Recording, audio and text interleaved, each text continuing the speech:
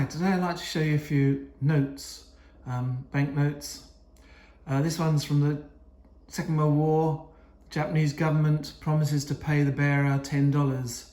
Now I believe this is maybe Malaya. It's got some Chinese down the bottom there, or maybe it's Japanese, kanji. But I think it's Malaya. You can get these quite cheaply. They seem to have produced lots of them in good condition as well. So if you are a collector, you might recognize some of these. If you want to be a collector, then maybe you might see some types of notes you want to collect and start making a collection.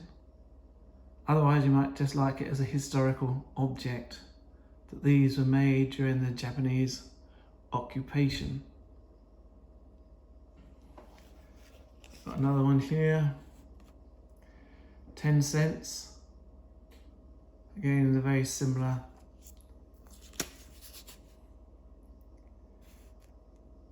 They make all these very intricate patterns as stop forgery, so you can't make your own money. And also there's often a watermark in the paper to stop forgery, but it's mainly these very complicated patterns. Then we've got another one. It's a very nice long one.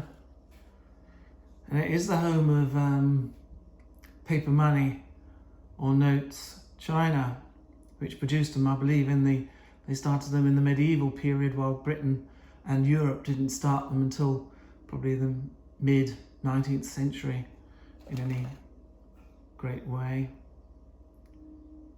People were very skeptic of money, of paper like this, because I'm not sure in China, but in Europe it came out of a paper document that assured the person that you had the gold or silver in a bank. It's like a promissory note. You gave it to somebody saying, this is the promissory note from the bank saying, I've got this silver and gold, I give it to you, you can go to the bank and exchange it for the silver and gold. And eventually you didn't go to the bank, you just gave it to somebody else and said, you know, I'm the recipient of this promissory note, and you can go to the bank. And so the gold and silver never left the bank in the end. It was just these promissory notes that went round. And eventually the actual gold and silver backing up, which backed up these notes, disappeared, and it became what's called a fiat currency, where it's all done on promises and hopefulness that at the end of the day you'll be given something for this piece of paper, either a service or a good. So here we've got this Chinese paper money.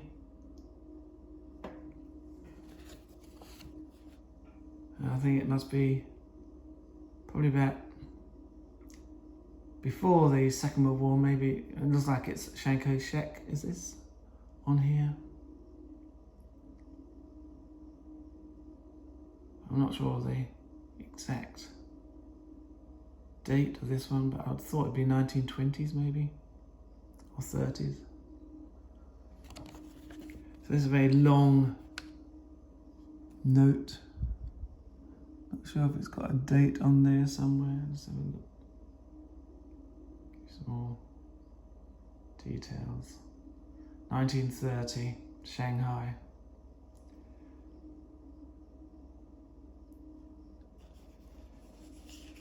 Some modern currencies, some of these are pretty useless. Well, there's bits of paper really, like a stamp. They just churn them out. And that is a problem when you get inflation, you just churn out these pieces of paper. So this is Laos in Southeast Asia. Banque Nationale du Laos. So it used to be part of French Indochina, that's why it's got that sort of French note on it. Got elephants, that's sort of like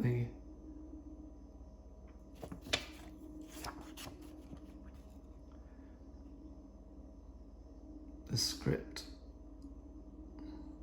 or the national emblem is those elephants, I think, of Laos. But again, a very intricate.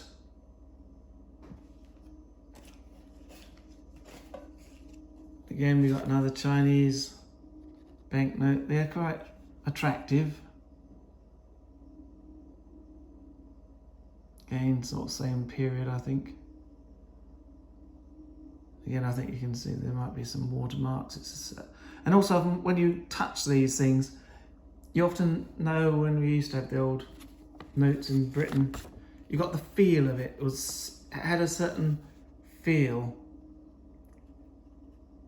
So it was made by the American Note Company, 1940, 10 yuan. Bank of China, so this is during the Second World War. So China had been, well, a lot of it had been occupied by the Japanese, especially the East Coast. And again, you've got another Chinese note. Very similar in style. And you got 1937, Bank of China. But they are quite nicely made. So look at this last one. Nice blue colour. Again, got nice.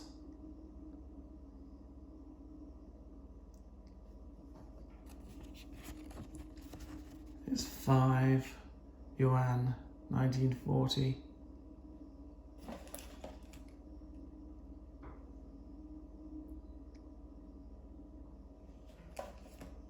It's the last one of these Chinese notes. Is that 15? It looks like 5 or something. That's about.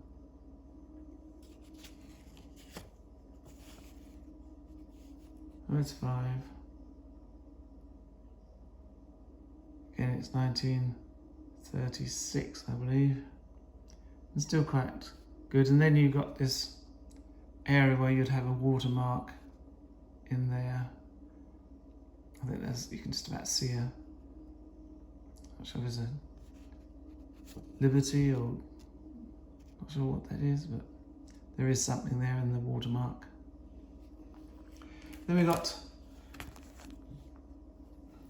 the Confederate States of America. I think this is an original. The trouble is there's so many fakes of these things, you're never really sure if these are fakes or not. But I think this is an original. Looks like that is 1864, Richmond, and it's got signed, individually signed, so I think those can often show you that these are original because they've actually got ink marks on them.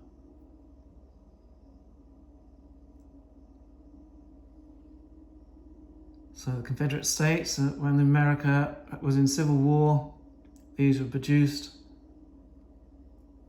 So these are $20. That's quite a lot of money, I would have thought, in those days.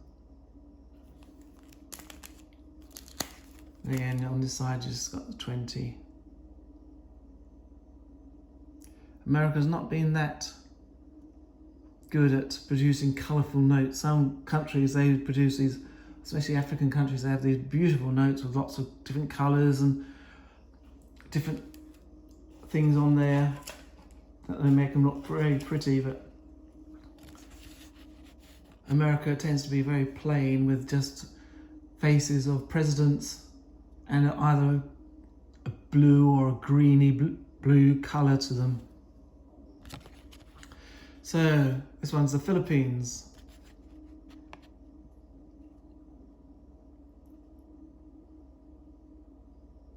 Sadang Piso, 100. Sandang. Again, you got this one on here. You got this another type of device to stop counterfeiting.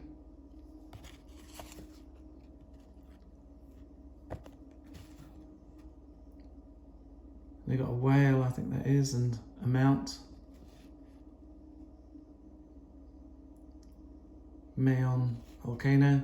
So again, with like stamps and coins, collecting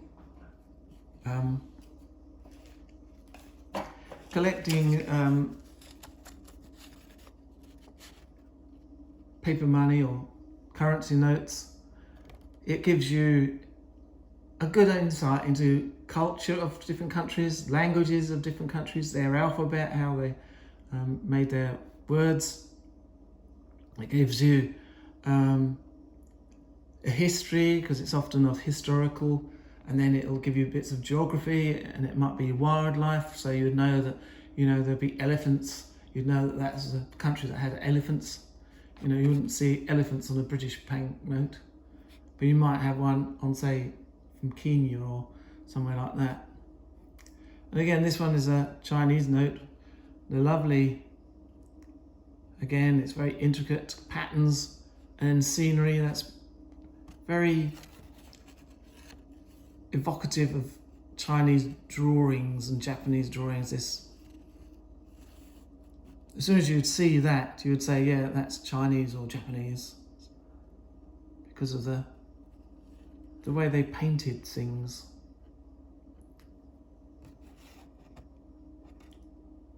And again, you can know that sign, I think that bit there without this bit on the end is a 5, I think. Not sure what that other bit comes. Bank of China foreign exchange certificate, because again, China didn't allow their money to be circulated around the world. They had these exchange certificates rather than their actual currency. Another very pretty one from China. Again, they're very nice in making their coin notes. Look at the scenery on that. It's very beautiful. If you had that framed, you can make a picture out of that. Very beautiful. Lots of colour. And again, it's just a foreign exchange certificate, 50 yuan. So you got a 5 there, which we saw from the other one. So that must make it a 50, that must be a 0, and that must be the yuan symbol. Then we've got places like Japan, Germany, 20 Millionen Mark, so 20 million marks. You think of what would happen if you had to, I think in Vietnam at the moment, you get thousands of whatever their currency is, and it only worth, about 20,000, it's only worth about 50p, and they're trying to see how much things are must be very difficult. If it's 1.5 or 1.3, you can do the mathematics, but when it's millions, it's very difficult. If you had to get 20 million to buy a loaf of bread, it just becomes madness. So it's 1923 September. This was the time of great inflation in Germany. The economy just collapsed, and they were producing these, and then the next day there would be another 1,000% inflation or 1,000,000% inflation. Money became worthless. Your savings that you'd, built up over many decades was just wiped out. Just nothing. Because if you had saved even 1,000 marks, which would have bought you maybe a house, it's suddenly worth not even get you an apple. And so you can understand why Germany was volatile, and it had these extreme political parties, because the normal parties, political parties, hadn't got an idea of what to do to correct this madness. And so you've got the extreme parties coming in.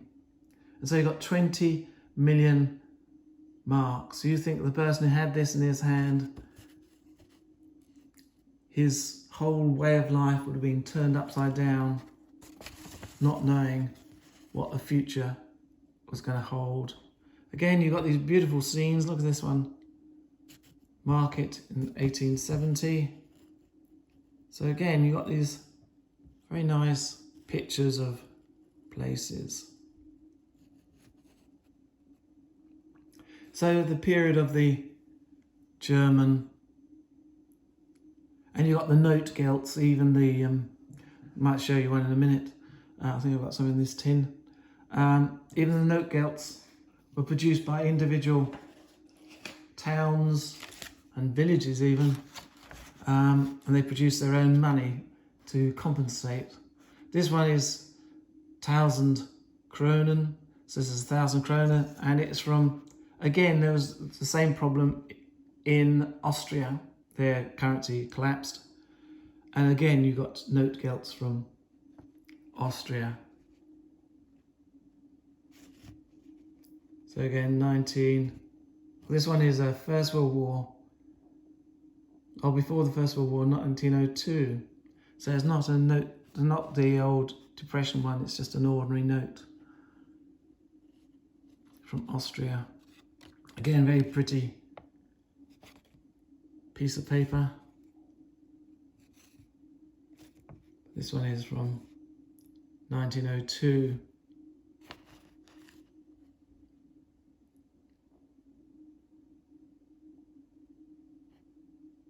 Yeah, so it's the Austrian-Hungarian Bank.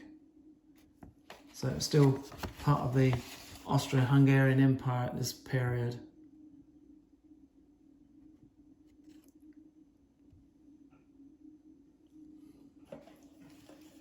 And we got an early example of this one is, some of you might see this before because I've shown one of these before when I was doing French currency, I think. It is one of the sort of notes that were produced during the French Revolution.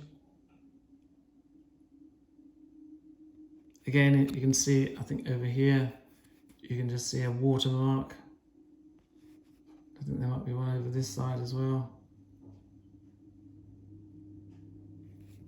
This is 1792, October, for the Republic. But this is quite a crude example, it's just a piece of paper that's been cut up really with stamped on it. But it's got things like a serial number. It's got a bit of intricate thing, but it's got these watermarks that tries to make it unforgeable, if that's a word. Again, another, this is Zwanzig Mark, so it must be German. In 1914, so this is a First World War, just before the First World War. August, oh yeah, just before war broke out, I think. 50 Mark, 50 marks. Again, beautiful. Then you've got the 50 sort of, and the patterns in there just to stop forgery. And again on this side, very beautifully, very intricate design that stops being forged, the number.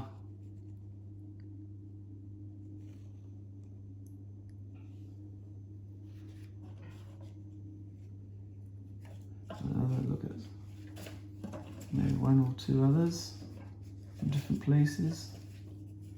So this is a notegeld. This is the sort of thing that you've got 1921 that were produced by different states to get people to buy and sell stuff. So it's 50 Pfennig, 1921.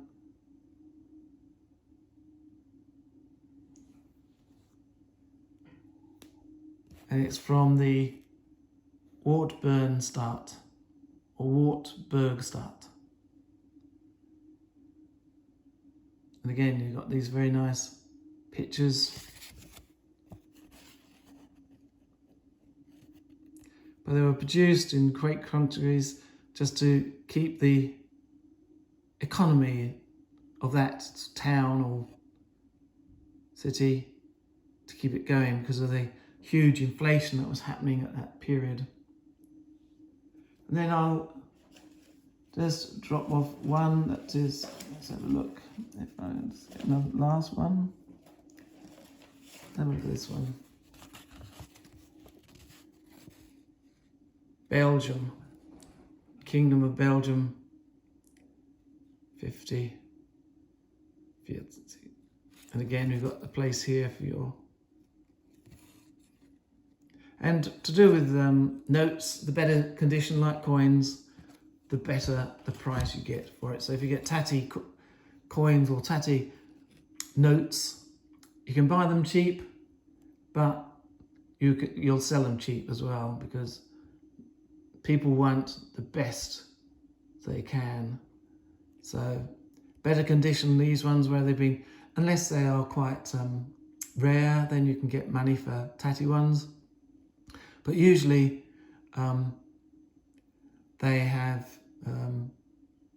they're priced at the quality of the paper, how marked they are, or stained or creased. So being Belgium, it's in 2 languages. On this side you've got the French language, and on this one you got the Flemish language, or Dutch, very similar to Dutch. So I hope that gave you an insight into banknotes, and if you want to make your own collection, or just interested in seeing how each country produces their banknotes and what they think are important that they should put on their banknotes, like kings and queens and presidents, or they put on local buildings or historical objects. But it's worth having looking at these notes, because a lot of them are works of art and very beautiful. Okay, thank you very much for staying with me for this period, and I'll come back to you soon with some coins and history and other items. Please give us a thumbs up, a comment, or subscribe if you haven't. It all helps to circulate these videos. You can look at my other videos, because they don't go out of date. They are still relevant today as they were a year or 2 when I produced them. Thank you very much, and I'll see you again soon. Bye.